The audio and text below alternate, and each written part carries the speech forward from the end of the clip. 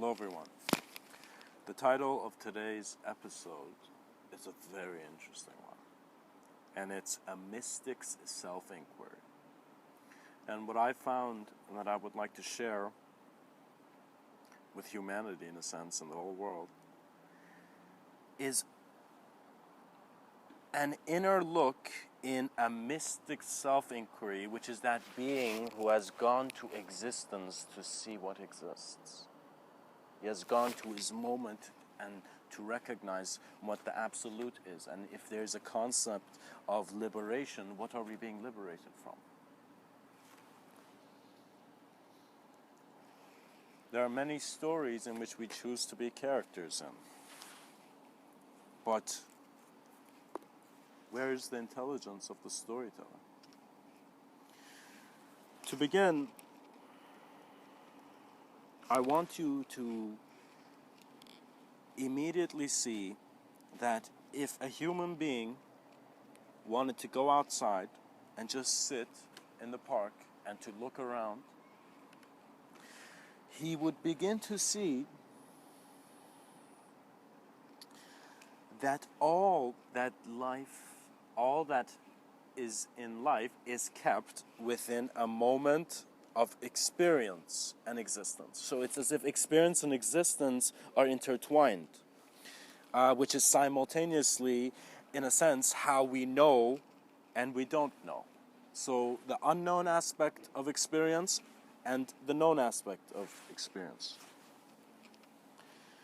The unknown, to a degree, suggests to subtler planes of thought and abstraction, as Mr.Within likes to say. And what that means is you kind of get a multidimensional experience of yourself where you're seeing the possibility of one idea and also all its infinite parallels of potential being. And so it's a multidimensional and transcendental sense of knowing where there is no words. You are just an existential awareness. For, in a sense, the unknown is collectively holding all the individualities that can be known. What that means is, when someone asks you a question, when you don't have the information to fit that puzzle, I don't know. Do you see? So we are basking in an emptiness where we have not consciously interpreted yet, it seems. So there's an unconscious conscious. There's an unknown unknown.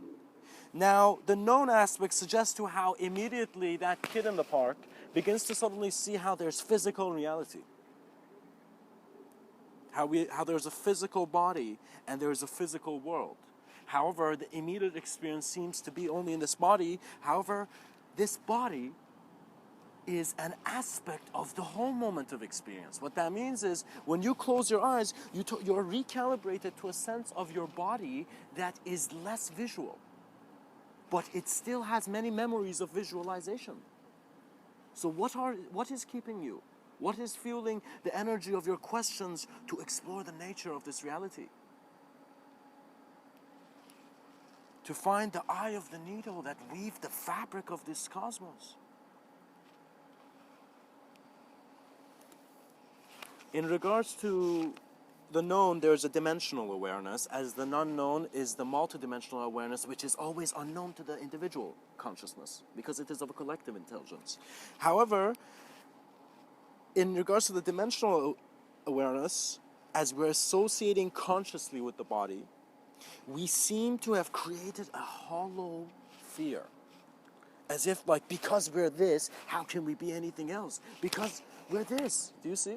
It's as if we are so holding on to what we think it is our knowing that we are not willing to say, all right, I don't know, let me see what's up, you know? And this hollow fear is a sense of hollow fear of being an experience greater than just the body. And you need to acknowledge your I don't know. That means that don't think that you can know it all. It is not a task where you need to go find every book ever written and read it, do you know? But you need to read books as if they are companions that have just come to guide your journey in regards to visualization, imagery, and a sense of an awareness of the branches of knowledge and the wind that is moving them and the roots that have kept them. Wonder who made the mountains. And then look at the sun that has become your pupil, that has now become your pupil.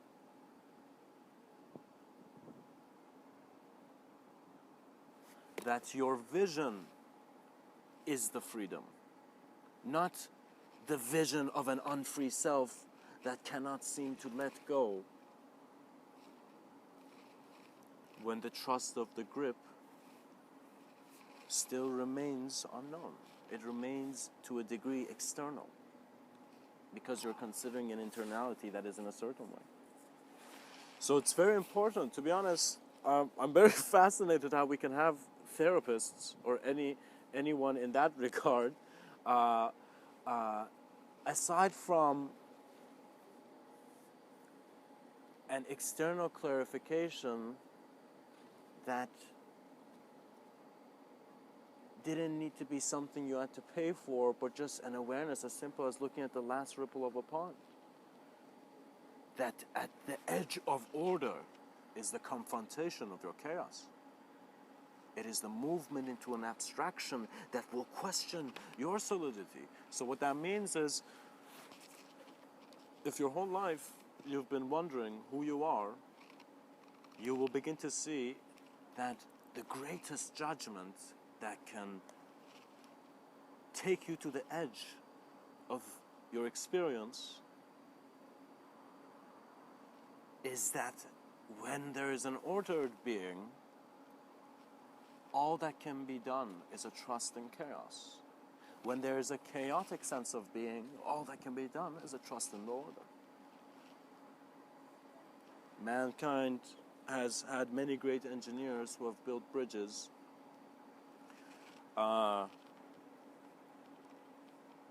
has, in a sense, connected worlds, connected islands, some great bridges.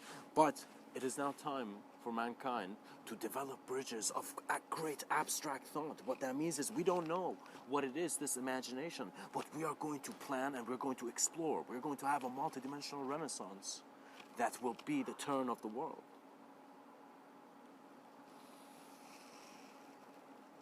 And you need to kind of trust yourself. Do not take a step that is not basking in your existential trust. For you shall see that even that step was too a part of the existential trust. So what that means is, just like how in your sense of knowing you can trust things, in your sense of knowing unknown, you also are the trust. What that means is, in your intuition is either the remembrance of a higher sense of your being that is beyond the hierarchy,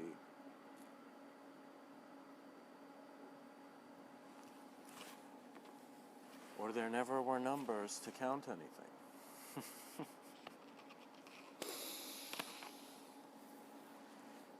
In a sense, sensory experience can be very playfully compared to, or in a sense, is just the passing curves on the surface of the river. What that means is, in this river of life, we are all moving, flowing. We are changing. There's no day that is lived the same, even though the same errand can be run 1,000 times. It is you who must transcend your routine to see that it is your existential responsibility to allow yourself the greatest existential allowance that in an instant is there. What that means is, the lion knows its roar, and mankind too knows his transcendental roar.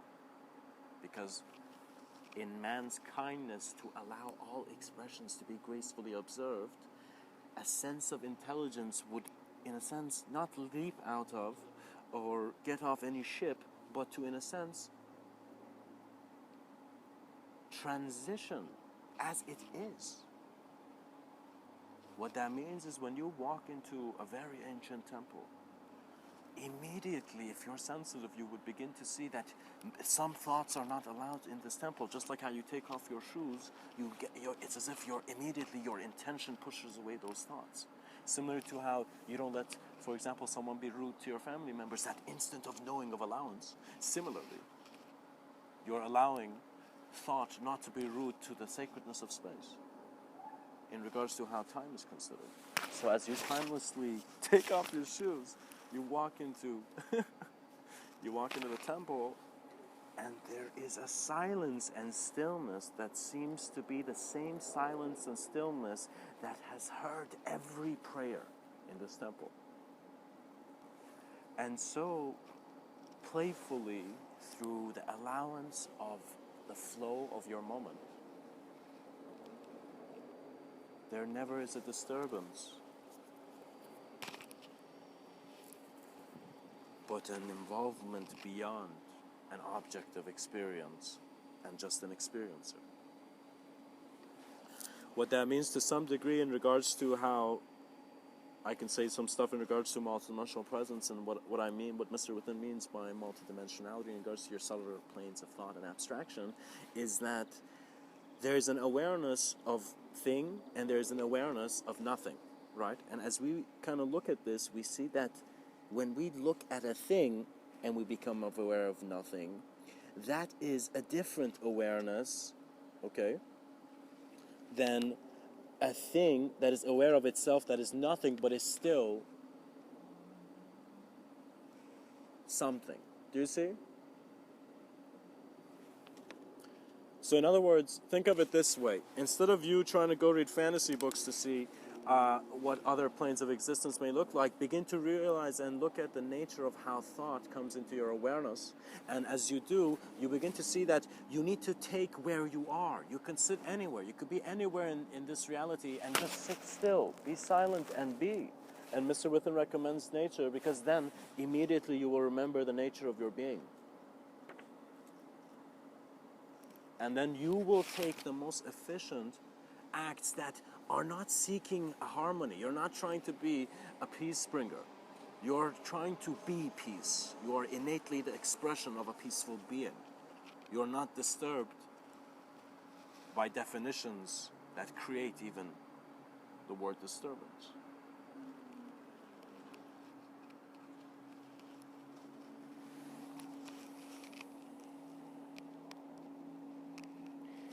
As the known and the unknown are the experience of two sides to the same coin. As the duality is remembered to be unified within the whole, the moment of novel experience is all that you shall behold. And the moment of novel experience is where you are right now.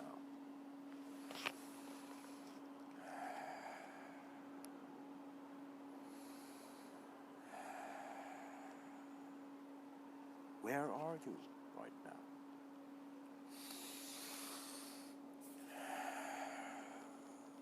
With great admiration, much blessings, and namaste.